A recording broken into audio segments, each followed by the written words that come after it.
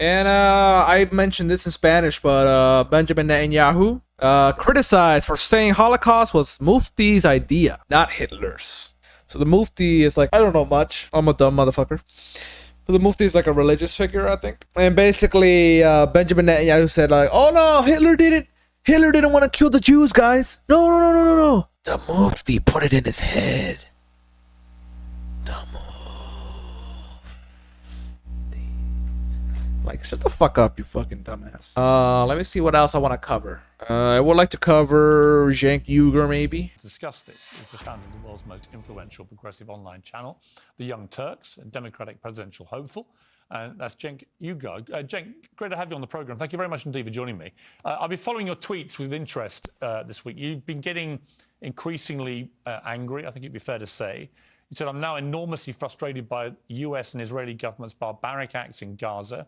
I will not be shy in sharing that opinion on Piers Morgan's show today. Why are you so frustrated? Yeah. Well, honestly. Hey, Cenk. Cenk, I know thousands of kids are dying. Women, children, blowing up, pieces everywhere, blood mists. And I know they're your people. I know you can relate. Not saying nothing. I'm just Piers Morgan. But Cenk Uygur, why are you so mad? Why are you so mad, Cenk Uygur? Can you please explain that, Cenk? I have smoked many cigars, more than even the most accomplished cigar smoker that you will ever meet. As a point of fact, I am smoking a cigar right now in an undisclosed location. And I never am without a cigar. When I inhale at night, I inhale from a giant cigar. I do. Why are you so frustrated? Yeah. Well, honestly, I didn't expect the framing that you put on this segment, and it's framing like that. That's disgusting. So I don't see what this has anything to do with anti-Semitism. I formed Young Turks and TYT with two Jewish friends who are some of my friends growing up. We've known each other and been brothers for over 40 years now. So I think what Hamas did is disgusting. I cry for those Israeli innocent civilians. But do I see you guys crying for Palestinians? I mean, Chris Christie was just on here treating it like it's no big deal because what, Palestinian lives don't matter? I think the real bigotry here is saying that Palestinians, we can kill 3 times as many of them already. And this is the appetizer. Netanyahu and his barbaric government have not even started the entree of murder and death and mayhem they're about to do. And that's somehow okay, killing 3 times as many Palestinian civilians, let alone the occupation, which is bigotry by definition. We say that everyone in the world can defend themselves, can have their own state, can have sovereignty, except the Palestinians. And the reasoning behind that is the Palestinians are what? They're what? The idea is that they are savages and that Muslims are too violent and cannot control themselves, so they must be occupied for 56 brutal, disgusting years. So I've had enough of the bigotry against Muslims and Palestinians, and I need you to speak out against that instead of covering every outrageous, atrocious action of the right-wing government of Israel and going, oh, it's anti-Semitism. No. Well, Cenk, do you condone Hamas? Cenk, do you condone Hamas? And there is global anti-Semitism. There's anti-Semitism here in this country. 2 synagogues were shot at Pittsburgh and in Southern California. We fight against that all the time. But then whenever Israel is criticized, people go, oh, no, it's anti-Semitism. No, there's real anti-Semitism. Well, okay, Cenk, and instead of attacking that, all you guys ever do is hide behind the veil of anti-Semitism. Do you know why Palestinians might not like Israelis? Because they've been oppressed for 56 straight years. I hear you. And let me respond. A, I'm not you guys. I don't think I fit into any neat fit on this issue at all.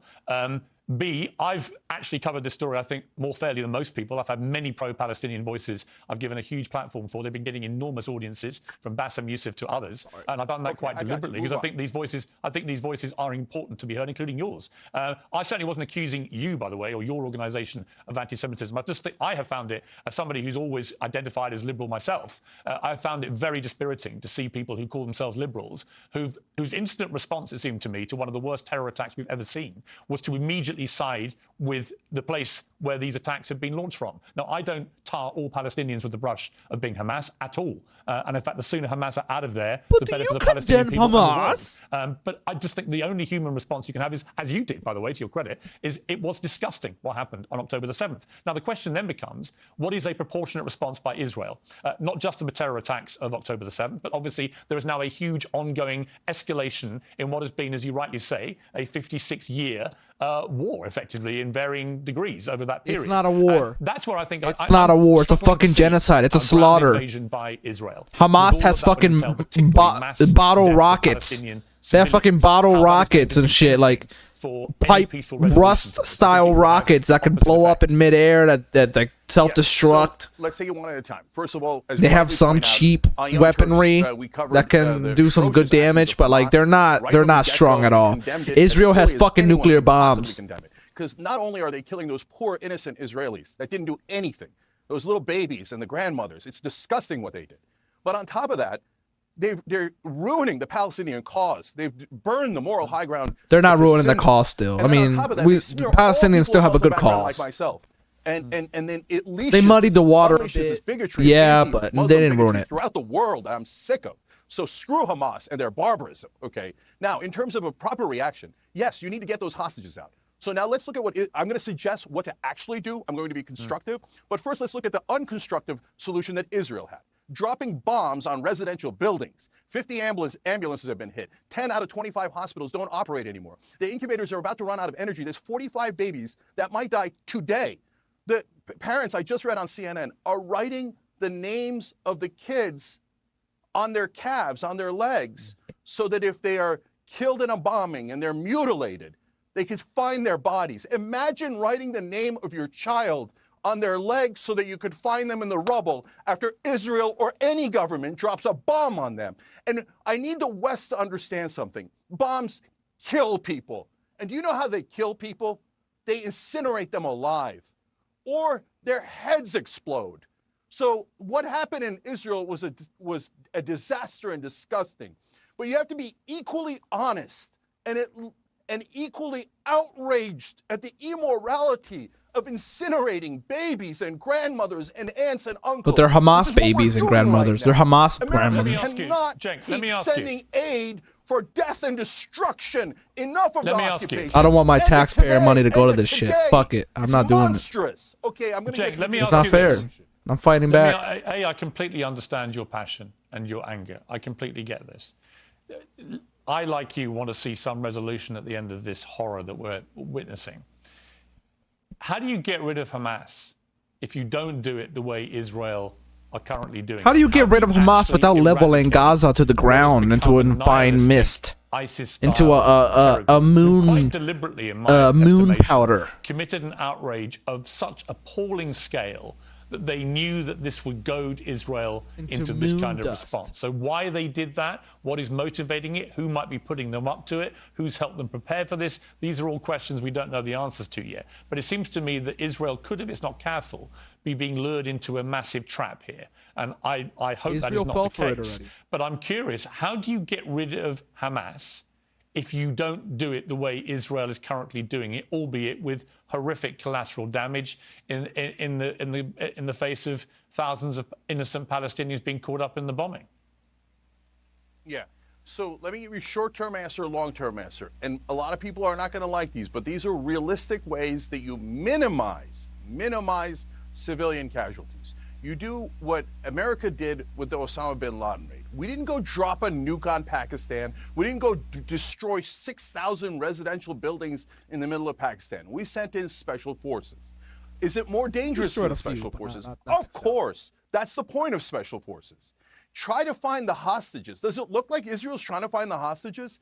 If I have a family member that's a hostage, I'm disgusted by what Netanyahu's doing now. How do you know they're not in the buildings you're dropping bombs on? How do you know they're not in the tunnels you're dropping bombs on? How do you know they're not in the hospitals you're dropping bombs on? So if you want the hostages rescued, every rational human being can agree this is not the way to do it. This is the way to do death and destruction for the sake of death and destruction. It's collective punishment.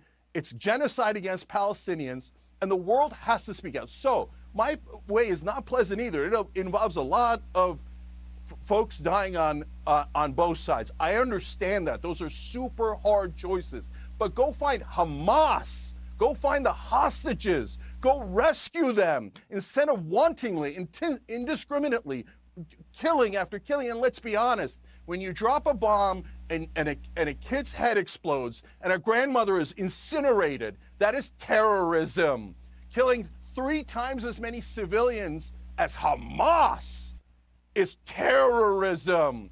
And it is the same if it is done by a government. Send in as many special forces you got. We should send in whatever you got to actually do the job at hand instead of what Netanyahu is doing, which is to kill these people to send a message. And think about how unrealistic that is. And think about why his method has a 0% chance of working. How are the Palestinians supposed to rise up against Hamas? How would they prove they're against Hamas? Hamas ended all elections. Hamas ended democracy. So how are the Palestinians supposed to cry uncle? They're already crying uncle, but it's never enough for the bloodthirsty Netanyahu. No, more death of Palestinians, more babies killed. That's what his answer is. And it's this, and the United States of America, I'm running for president here.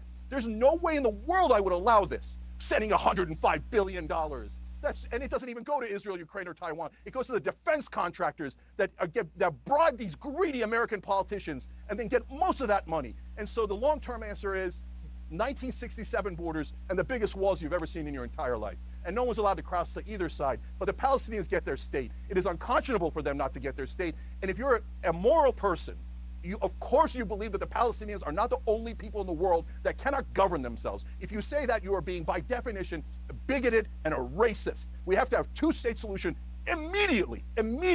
If 56 years of occupation and brutalizing these people is not enough, is 57 years going to be enough? Is 156 years going to be enough? I'm asking Israel, not out of hate, out of love. So many of my friends that I grew up with are Jewish. This is not good for them. This is not good for anybody. Please look into your hearts, look and be the moral people that I know you can be. I've been to Passover dinners where you pray for your oppressors. Now, it breaks my heart, but I got to tell you, you got to pray for those you are oppressing. And to say that you are not oppressing the Palestinians after brutalizing them for 56 long years, you're kidding yourself. And as a friend and an ally, I'm trying to get you to wake up and snap out of this trance. You cannot keep doing this. It is ruining your moral fiber. Cenk, Yuga, thank you very much indeed for joining me. I greatly appreciate it. I'm sorry it was your first appearance of this program under these circumstances, but I hope it won't be your last. I think you're an important voice in this, and I do appreciate you coming on the show. Thank you very much. This? What do you expect me to do? Fix it? I'm only 10. I can't even do anything in this board.